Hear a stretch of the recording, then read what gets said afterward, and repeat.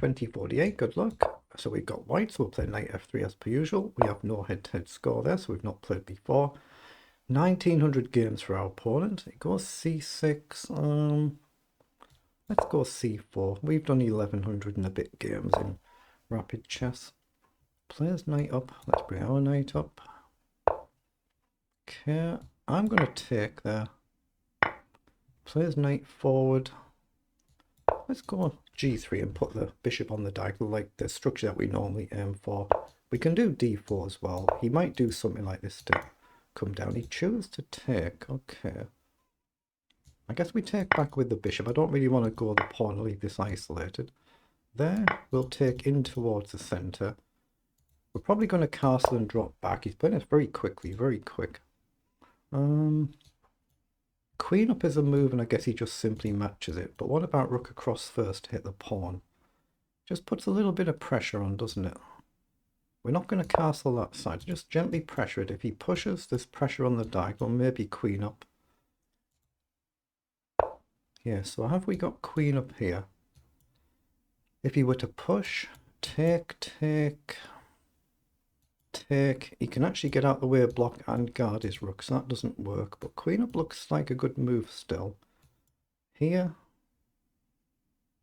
it messes his pawn structure up. Maybe we've got queen across to just put pressure on, but that might be getting him developed. It might be.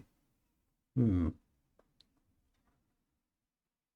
still going to, well, say I'm still going to do it. I don't see the follow-up. That's a problem. After b5, I don't see the follow-up. I can go here and he can just develop, and he's getting his pieces developed.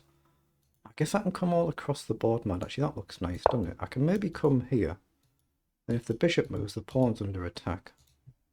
We just create a simple threat right now.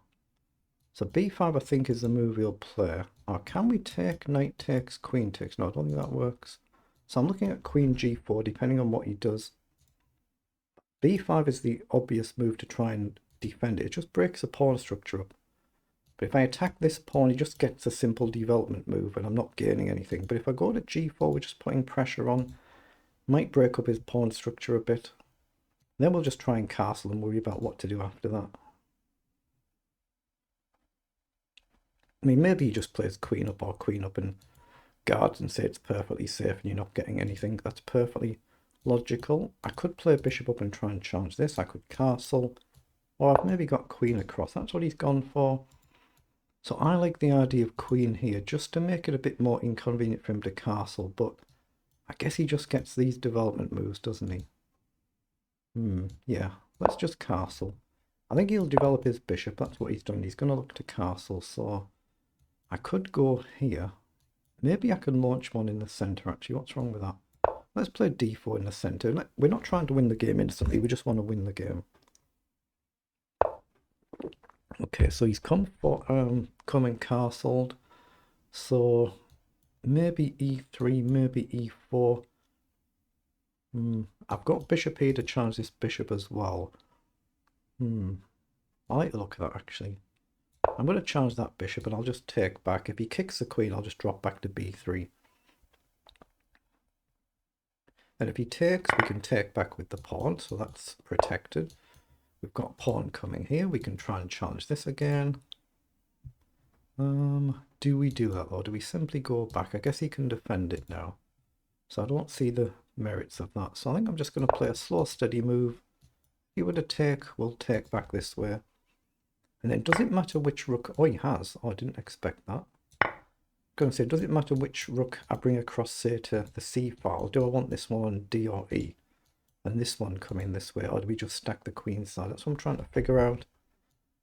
But it makes sense to put one of them on the c file to gently pressure. I think he's just going to push on, and we'll probably counter push and gamble. That might free up his knight. We'll have to drop back. I'm not spotting some of these moves he's making. I didn't expect that either. Now this rook comes across. If he goes here, we can maybe take the pawn. So I like the idea of just doing that one. I'll stack it for now with the two rooks on the queen side. We might have to retreat in a hurry though. So he's dropped his knight back. Okay. So queen here, and we triple attack the pawn. And that's the only way he can guard. But we could push here. And if he pushes, we can hit the queen and the rook, right? So here, if he pushes, we can attack the queen and we attack the rook. And we're threatening to simply take. That looks like a nice move to me, so I'm going to play it. But if I'm miscalculating, I'm just losing a very valuable pawn. Okay, so I think I've got this move, and we create an attack on the rook as well as the queen. He's got queen here to defend it. We still win an exchange. It's whether we can keep the pawn. But it's got to be right to go for it, at least try. And then we're going to try and target this pawn. So he's gone back. Oddly, if we don't have to take this particular move, but I think we should. Take, queen takes, so we're getting this pawn anyway, aren't we? So I think it makes sense to take, and then try and come back and pressure these. So what if I go here? The rook's under attack. I guess he can just push. And he's holding on, isn't he? So that gives him, again, a natural development move. But I have to move the rook anyway, so I guess it makes sense to go there. Oh, if he goes here, I've got the other rook to come up, maybe. As long as I don't blunder some back rank issue, it should be good. He might abandon it and go for this pawn. That's what he's doing, so if I go with the rook and he takes, I can pin his back rank, so that makes sense to me. Try and get the rook off the board if he takes here, so surely rook up has to be good. We get rid of his rook. Then at some point further on, if we can give up the rook to get the knight and the pawn, we could be left with an outside pawn plus a pawn here. But it must be good to get the rook off the board. So it's just a case of how we do it, whether he might play, say, g7 and let us do the taking. Yeah, that's exactly what he's done. So we'll do the taking. Now, can I get up the board there? Queen across threatens a nasty check, and he can't step up here. So queen across could be nice, and he's got to still guard this. So I quite like that. Does it make a difference, though? If I go here... No, I don't think it does. I'm going to go here. Threatening a nasty check to win a pawn. If he moves his knight, I can take this pawn. So he's gone across. So, rook here, we're not threatening the back rank immediately. So what about just run this then? Just run the pawn up the board as much as we can. He can move his queen and keep the knight to guard the pawn, but he's got to keep guarding there as well, doesn't he? So let's push up here for now. He's got to keep guarding, keep the knight there to guard, or we can just simply take. And hopefully we can get our rook active at some point. The risk is if he gets his knight down the board, and our king could get a bit trapped. So do I need to meet that and gamble here? Here. That might be what he's looking at. Maybe just queen up looks nice, doesn't it? Let's play queen up. I don't think he can afford to trade. We'd be very happy with that. So yeah, this is the risk. If he gets down the board, that's the risk. But is his knight vulnerable here now? So here, he's got this check here. I'm in danger. This is where I've got to be careful. So maybe I'm better just doing this and this.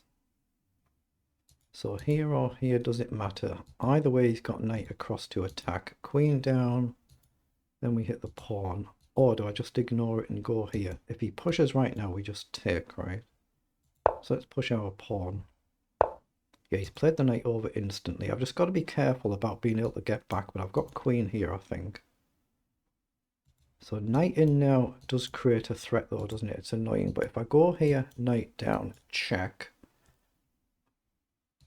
If he goes here, oh well, I'm able to come back, aren't I? So I'm able to push here.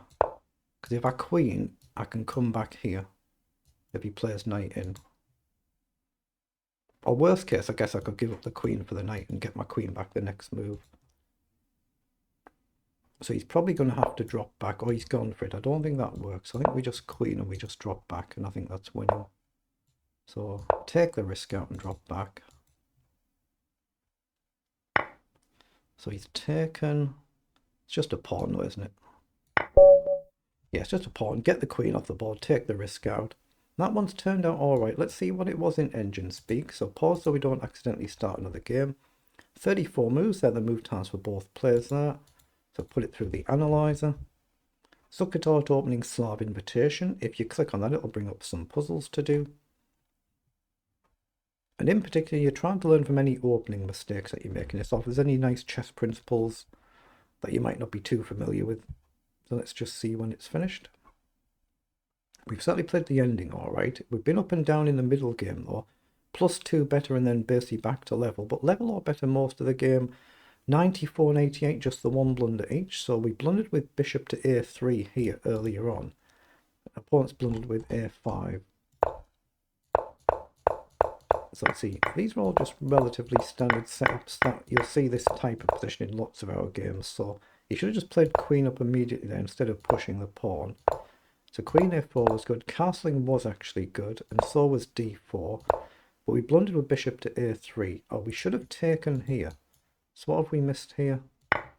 If we take and the bishop takes, we just play a calm move activating the rook, and we've broken our pawn structure for no obvious apparent reason. He takes the pawn, then we just do calm development moves.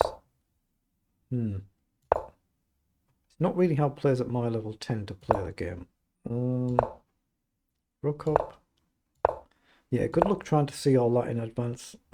Takes a strong player to see a line like that in advance, so I'm happy with bishop a3 at my level, even though it's not what the engine says.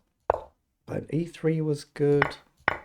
Takes was good. I've played all the rest of it pretty decently, haven't I? Just logical, common sense moves. We're just trying to develop our pieces.